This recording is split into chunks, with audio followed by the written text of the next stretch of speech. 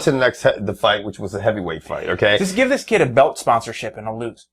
He doesn't win if it's. I mean, just let him fight for the belt and he'll lose. Yeah, he just can't. He can't win, but I mean, he can whip everybody else's ass. Now, the next fight, heavyweight fight, was Travis Browne versus Alistair Overeem, and we called this one before a while.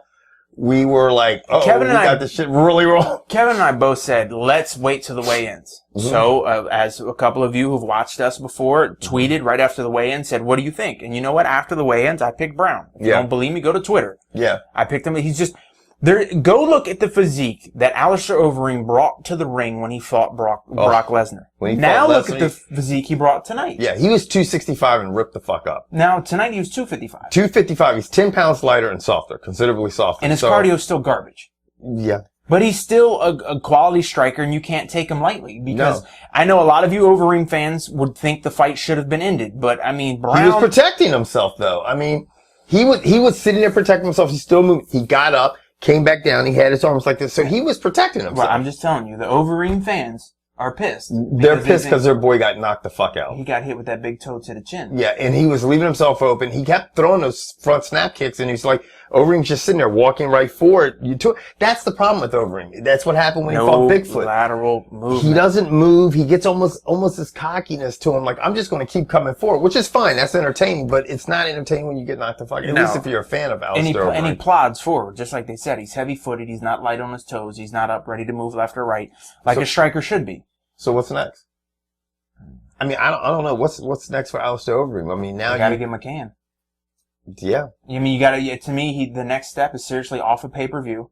You put him on one of these fight night cards that's free. Let's put it this way. This card right here could have easily been a pay-per-view and no one would have been upset they paid for it. No, because it was a good card. Let's be serious. I mean, it's a good card top to from bottom. Alistair Overeem's next step to stay in the UFC, because in my opinion, Dana White's not real high on this guy anyway. Mm-hmm. He brought him over because he's a big name. Right. No one's going to pay to watch this guy fight now. Yeah. He's 0-2 in his last 2 fights? Yeah.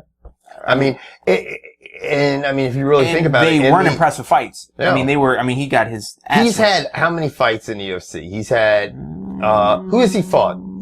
He's 0-2. He beat Lesnar for the belt, and then lost to Bigfoot, and then lost to Travis Browne. So really he's 0-3, because he failed the drug test. Right. Even though he beat the fuck out of Lesnar. We know he beat but realistically, he hasn't won a fight in the UFC. You know? You are correct, sir. Yep.